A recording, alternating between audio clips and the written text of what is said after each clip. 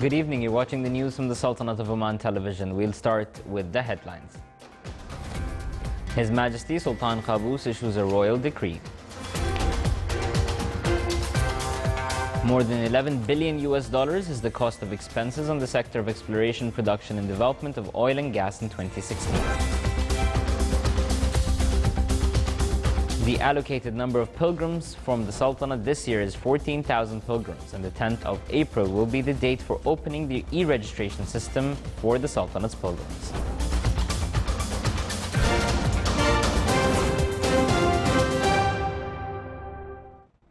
Those are the headlines, and now for the news in details. His Majesty Sultan Qaboos has issued Royal Decree number 16/2017 to establish an embassy for the Sultanate in the Federal Democratic Republic of Ethiopia. This decree shall be published in the official Gazette and come into effect from the date of its issue.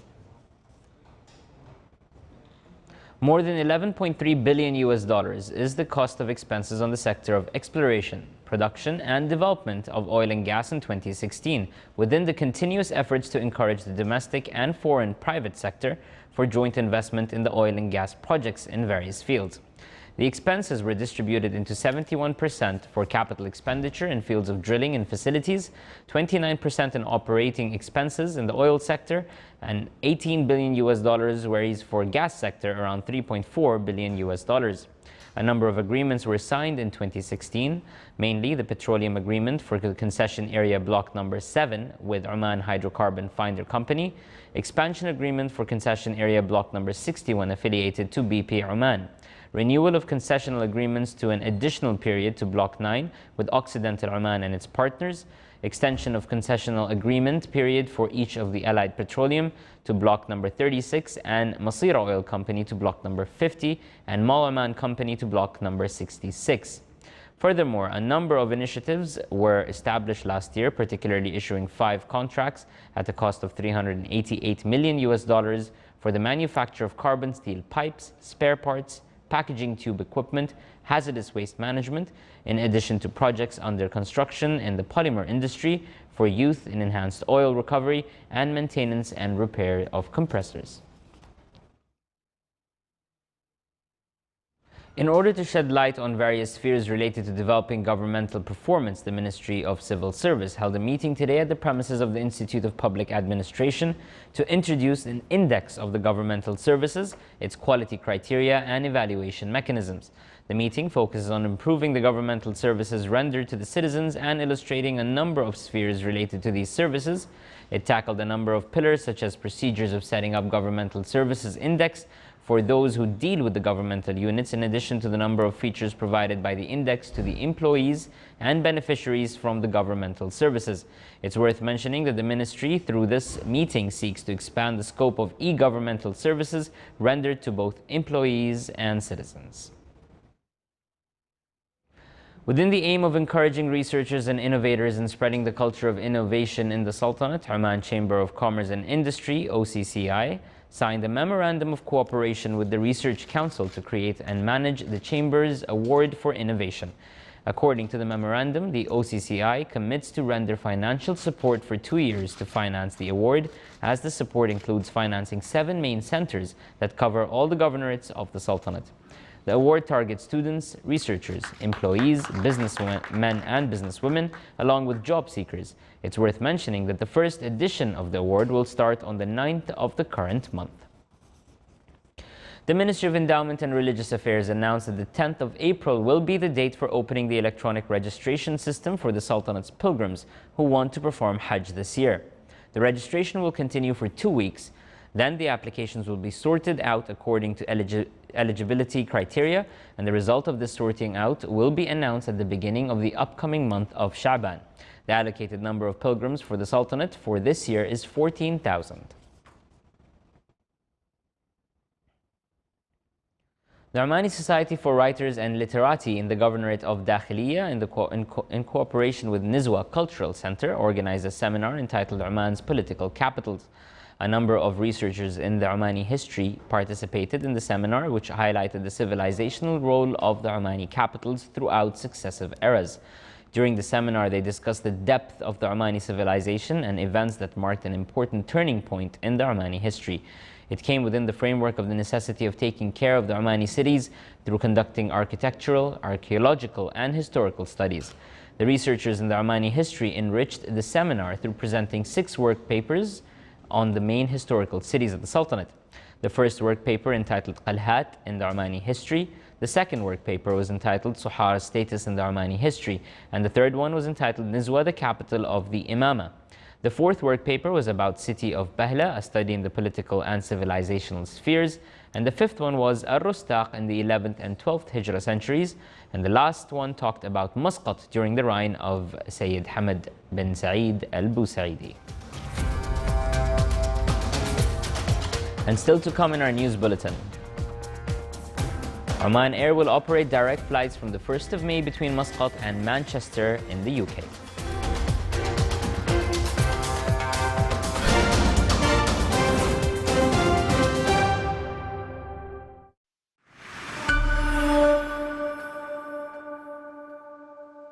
حياتنا اليوم تتغير بسرعة ونحتاج دائما أن نخلي مساحة لكل جديد. عشان تغير من قديمك لجديدك حلك الأفضل هو أوليكس. حمل صورة أغراضك اللي ما تستخدمها على أوليكس مجانا واستلم فلوسك نقدا من المشتري. حمل تطبيق أوليكس وبيع قديمك عشان تجدد.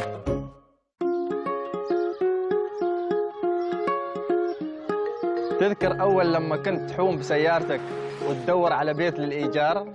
الحين صار الموضوع أسهل مع أوليكس. اختار الحي والمنطقة اللي تريدها واستلم البيت اللي تبغيه. حمل تطبيق أوليكس ودور بيت أحلامك.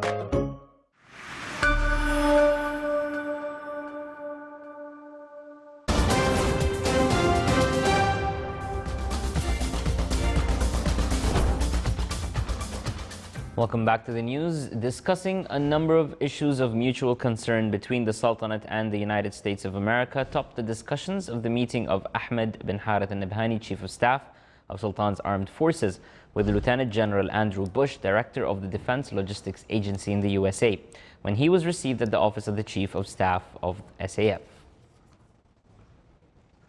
The Sultanate, represented by the Sultan Qaboos University's National Bioethics Committee, is hosting the first regional summit of national ethics and bioethics committees for Eastern Mediterranean and regional Arab states. More details in the following report by Abdullah bin Ahmed al-Rubai. We know that even in Oman, representative from the World Health Organization and UNESCO, as well as representative from the Eastern Mediterranean Arab States region, are meeting in Sultan Qaboos University for Regional Summit on National Ethics and Bioethics Committee, which commenced this morning. In their meeting, they will focus on opportunities to network to improve the status of function of the National Bioethics Committee. I'm Dr. Manal Buhaymet. I'm an assistant professor in the Faculty of Medicine, Kuwait University. Right now, I'm the vice chair of the International Bioethics Committee at the UNESCO. This is the global umbrella where we have a group of 36 experts from around the world working on development and supporting the discussion and reflection about bioethical issues as they relate to technology, health, sciences, and medicine. Our meeting today, we are basically, it's a workshop where we have representation from the World Health Organization, from the UNESCO, in addition to representatives from different national bioethics committees from around the region. It's a 2 days workshop where we'll be focusing on opportunities to network, to improve the status of the functioning of the national bioethics committees where they exist. We've been honored by the World WHO and UNESCO to hold the first such summit, calling about 30 embryo countries in the regions, Arabs and the Eastern Mediterranean, all together. This is an achievement which we never anticipated in our, and they have selected Oman in their own belief that this Oman has achieved a lot, the respect it has on the ethics, and they feel that we are far ahead in bioethics, and this is a challenge. We don't want to disappoint them. If the world community have entrusted us and they think that we are leading in the whole region in bioethics, that is a very, very excellent challenge for us to go ahead.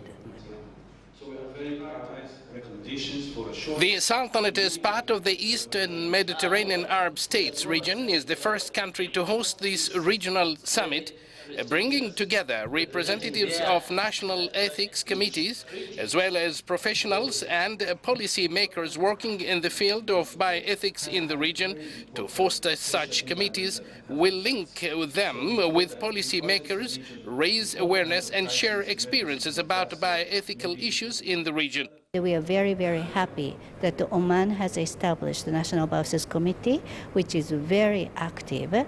So that is why UNESCO has an agreement. We have the program to help to enhance the National Bioethics Committee's function and then how to address the urgent issues in the context of the global community, international community. So that is why we are very happy also that Oman is hosting this regional summit, because in the Arab countries there are still a lot of challenges that we have to help to establish national bioethics committees, national regulations to promote bioethics awareness and education.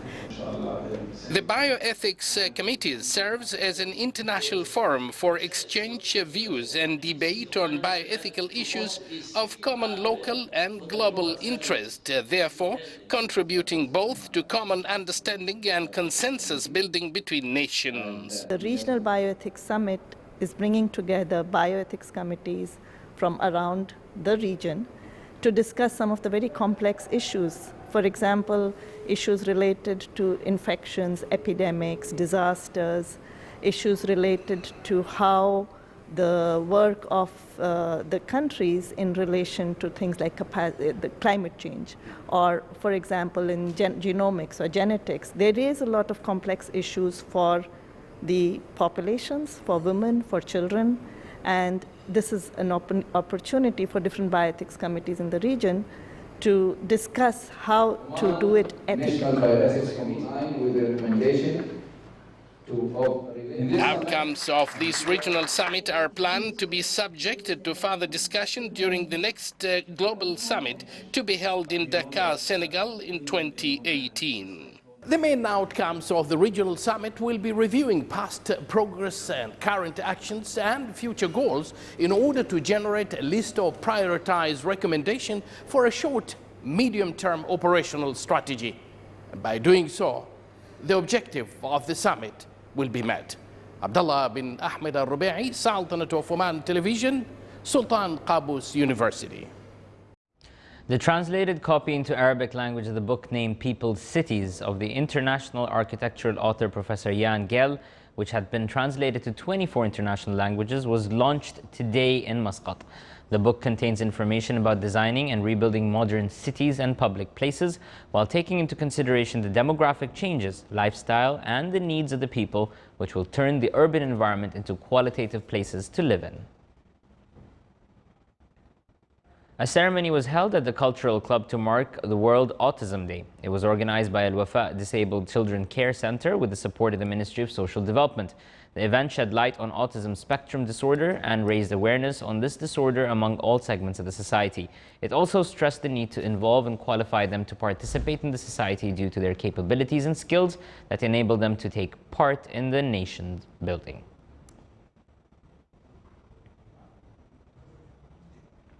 In order to fulfill the dream of maternity for some Omani families and provide treatment for sterility, Al Reem Medical Center opened an in vitro fertilization or test tube baby department. The center aims to provide its services in the fields of fertility, obstetrics, and gynecology under the supervision of experienced Omani female specialists. The department is a new addition to the health sector in the Sultanate. A ceremony was held to mark the graduation of 178 students from the College of Banking and Financial Studies under the auspices of His Excellency Nasser bin Khamis Al-Jashmi, Under Secretary of the Ministry of Finance. Here is a report. The College of Banking and Financial Studies held a ceremony yesterday to mark the graduation of 178 students who completed their studies in 10 different courses for the last 3 years. Total of 52 students were graduated from the B.Tech, a higher national diploma in accounting, followed by BSc Accounting and Finance course affiliated to the University of Bradford. 19 students were graduated in the course of Bachelor Degree in Accounting Audit Finance. From the course of Association of Certified Chartered Accountant, 8 students graduated. I'm so happy today. I graduated with a bachelor degree in accounting and finance, and now I'm ready to contribute in developing Oman. We are so happy that we got graduated and we are ready to join the workforce, and we are so grateful to our parents. Finally, I made it. I have completed my studies, and now I have to look for the job. We are happy to make our parents happy, and we are looking forward to the future and to make it better, inshallah. The event was presided over by His Excellency Nasser bin Khamisa Jashmi and the Secretary of the Ministry of Finance. A large number of proud parents and friends of the graduates, the college dean and teaching staff were present at the Majan Ballroom at Al Bustan Palace Ritz-Carlton Hotel to grace the occasion. Oman Air will start its new daily flight between Muscat and Manchester from May 1st, 2017. The latest move in the airline's ambitious and dynamic program of fleet and network expansion. The daily services from Oman Air will be operated by an A330-200 and is in addition to the double daily flights from London, making Manchester the only airport outside of London to have direct flights to Muscat. The activities of the Condé Nast Luxury Conference 2017 started in Muscat with the participation of more than 400 people from all over the world. The two-day conference, being hosted by the Sultanate, discusses topics such as global trade routes and the importance of New Silk Route project for economic development. Condé Nast is an international media establishment which issues electronic magazines and websites, reaching more than 340 million readers around the world in 128 global markets.